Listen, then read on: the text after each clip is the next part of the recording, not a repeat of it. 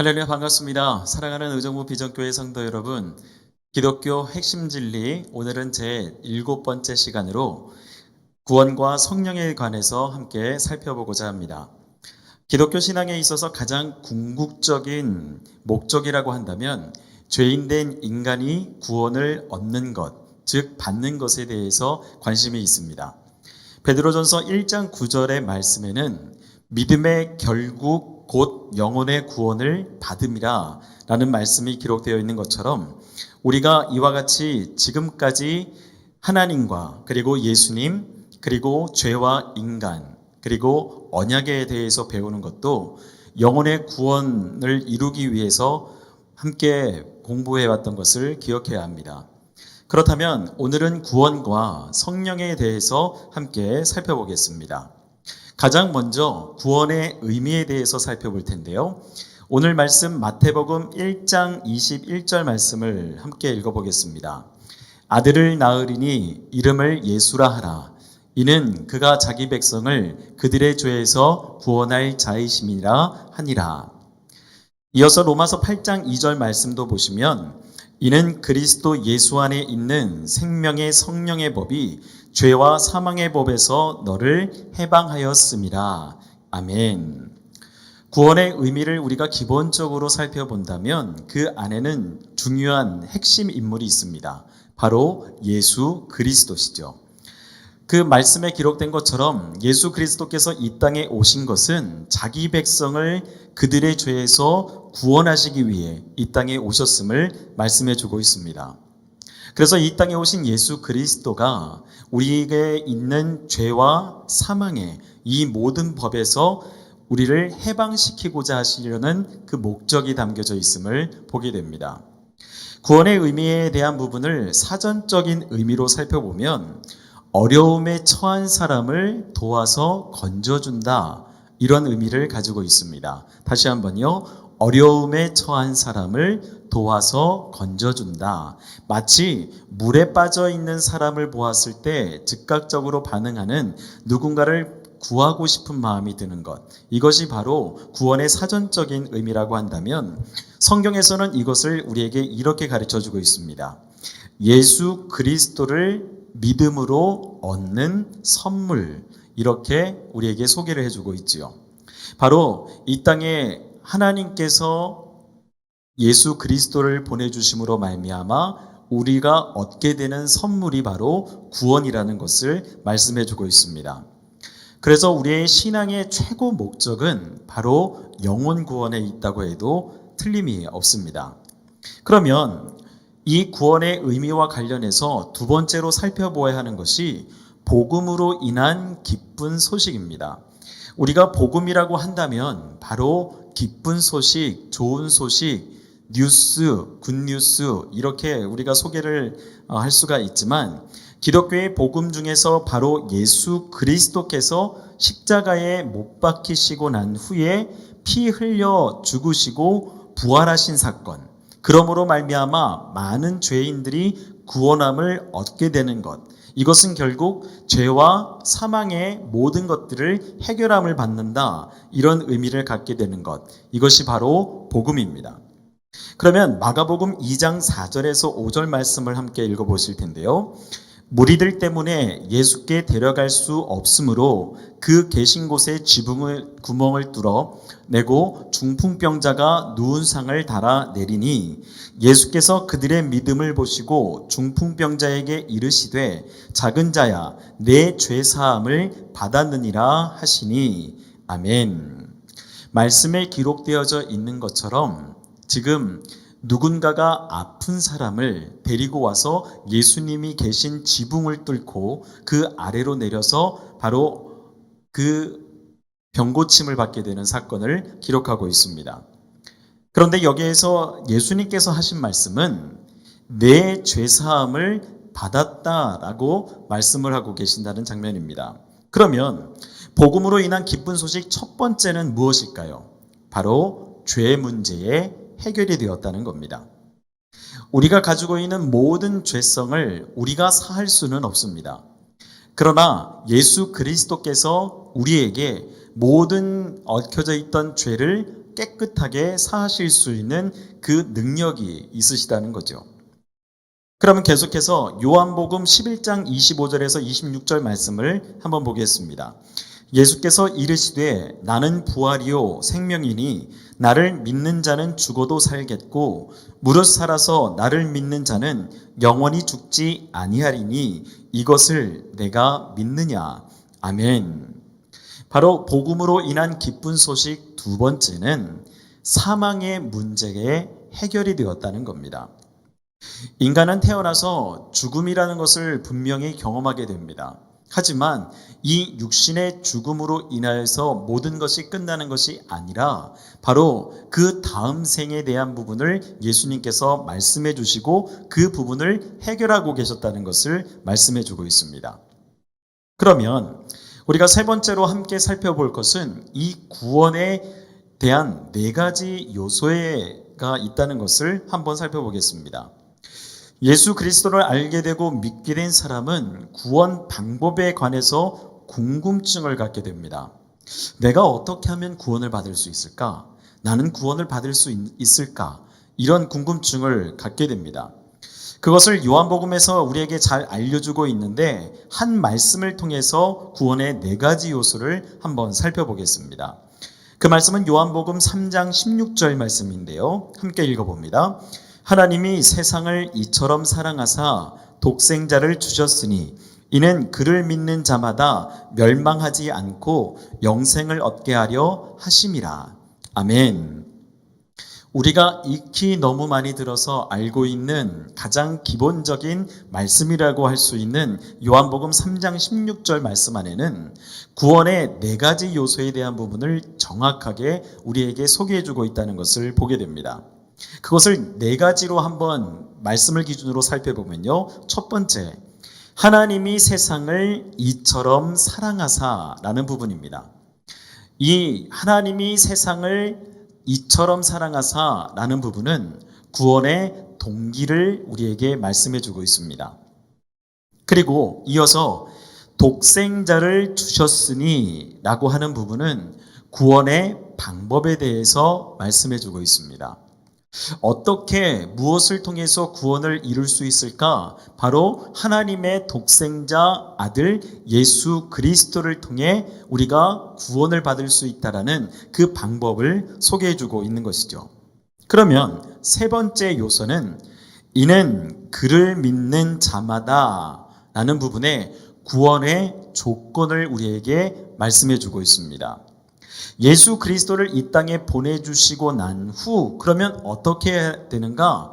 바로 그를 믿어야 한다는 것을 말씀합니다.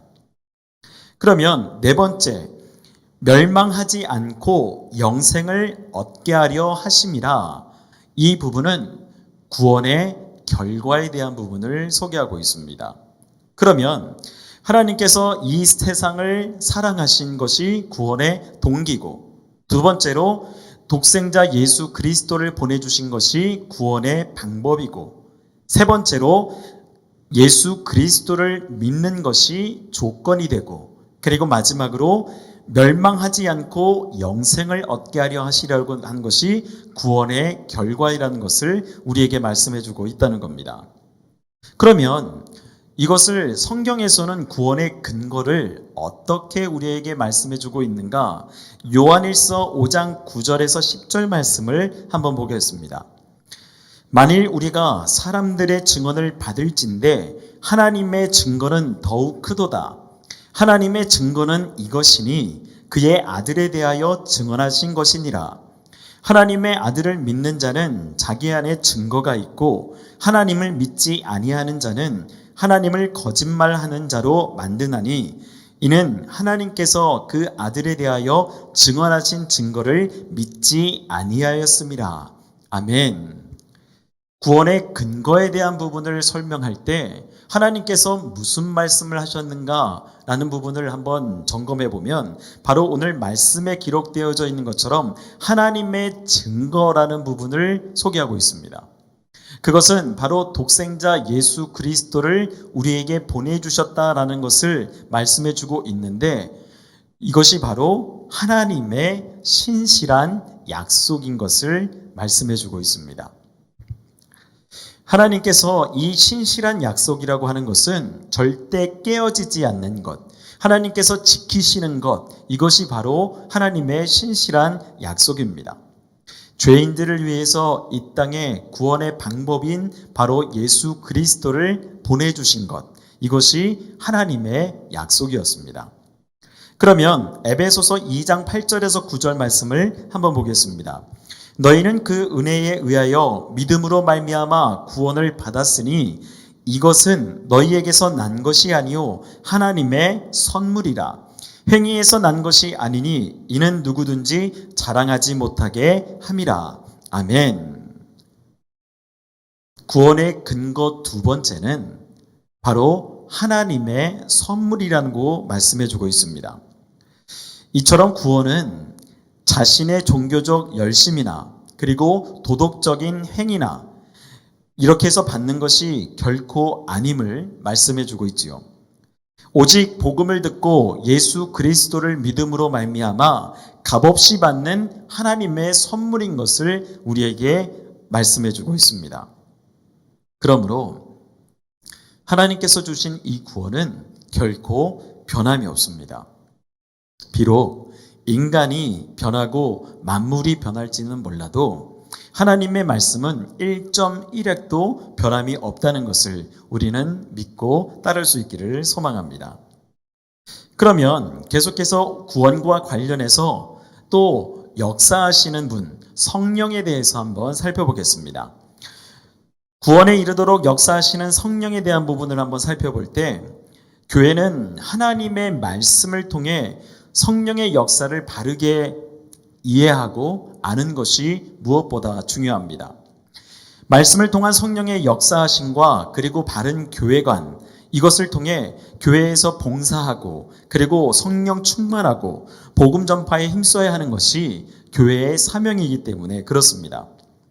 그러므로 모든 역사를 주관하시는 하나님께서 교회를 통해 친히 역사하신다는 그 사실과 더불어 함께 일하시는 성령님을 통해 우리의 모든 문제를 깨닫게 하시고 그리고 우리에게 감동도 주시고 권능도 주시고 그리고 죄를 억제할 수 있는 그런 능력까지 주심으로 말미암아 삶의 모든 영역에 하나님 앞에서 경건한 삶을 살 수 있도록 이끌어 주시는 바로 그 성령님에 대해서 우리가 함께 살펴보았으면 합니다.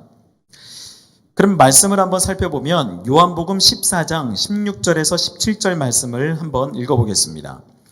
내가 아버지께 구하겠으니 그가 또 다른 보혜사를 너희에게 주사 영원토록 너희와 함께 있게 하리니 그는 진리의 영이라.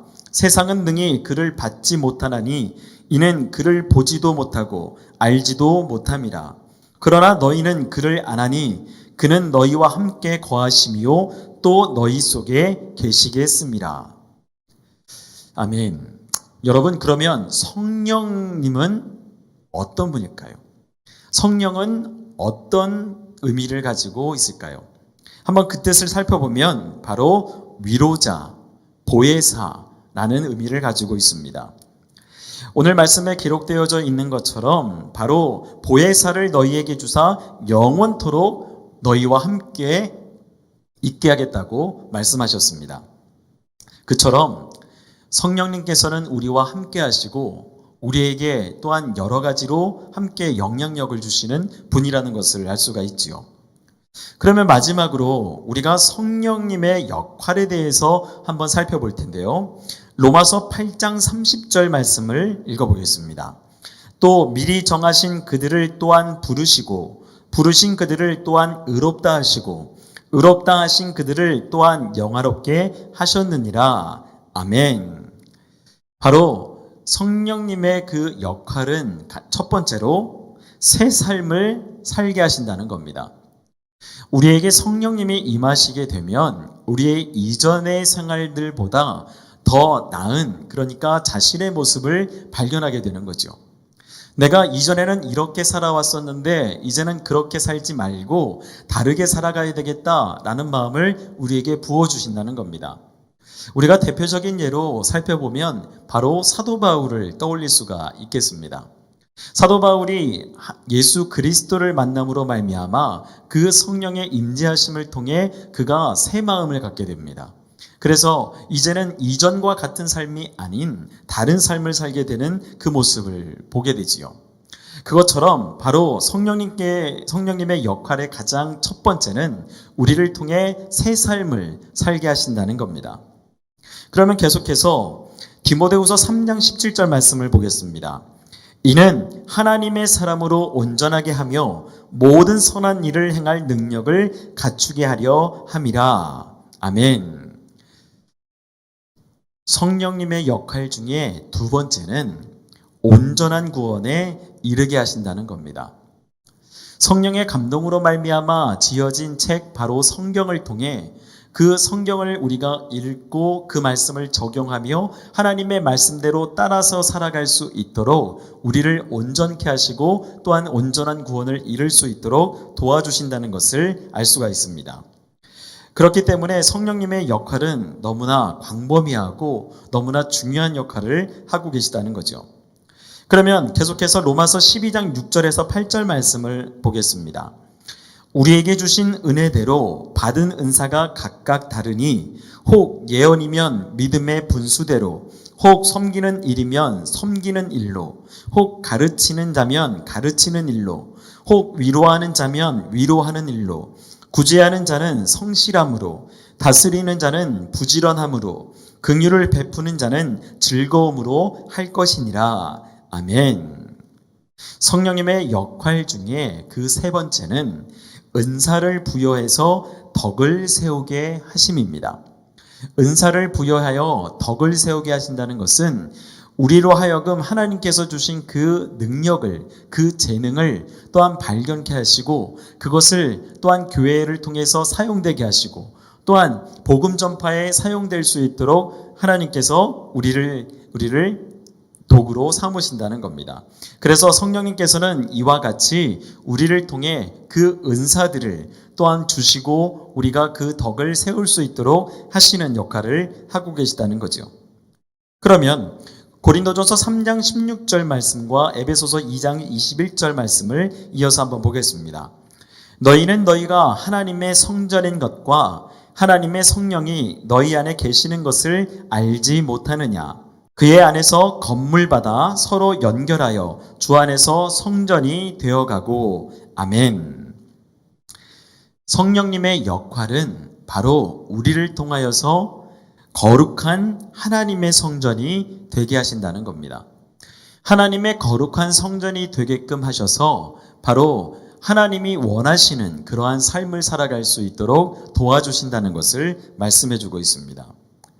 여러분, 우리가 교회 안에서 예배를 하고 그리고 건물로 지어진 것만이 결코 교회가 될 수는 없습니다.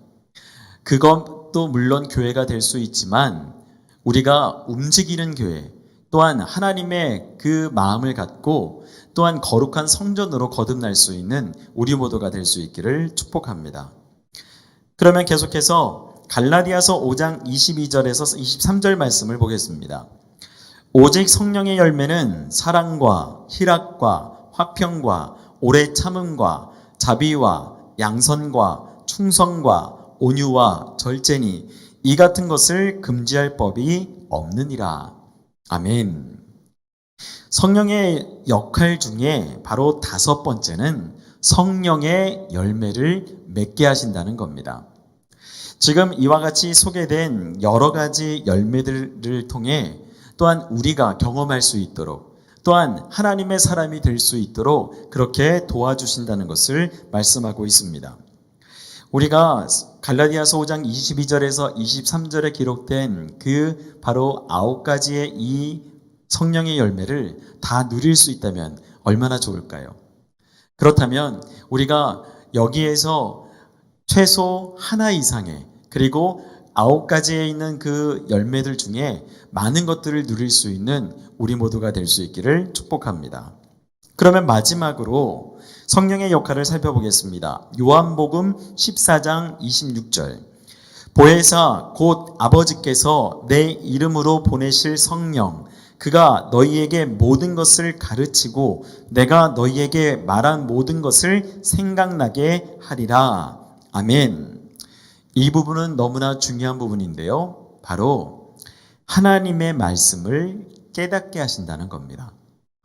성령님의 역할 중에 너무나 중요한 하나님의 말씀을 깨닫게 할 수 있도록 도와주신다는 것. 이것이 바로 성령님의 역할입니다. 여러분, 우리가 물론 성령님을 통해서 우리의 잘못을 돌아보고 또한 우리가 회개도 할 수 있고 그렇긴 하지만 정말 중요한 것은 하나님의 말씀을 잊지 않고 살아가는 겁니다. 해를 거듭하면 거듭해 갈수록 하나님의 말씀을 많이 듣기는 하고 우리가 접하기는 하지만 그 말씀대로 과연 살아가는 삶은 얼마나 있을까요? 그래서 우리가 몸부림을 치며 하나님의 말씀을 살아갈 수 있도록 그 말씀대로 기억하며 살아갈 수 있도록 노력하는 우리 모두가 되기를 소망합니다. 이렇게 해서 오늘은 구원과 성령에 관한 부분을 살펴보았습니다.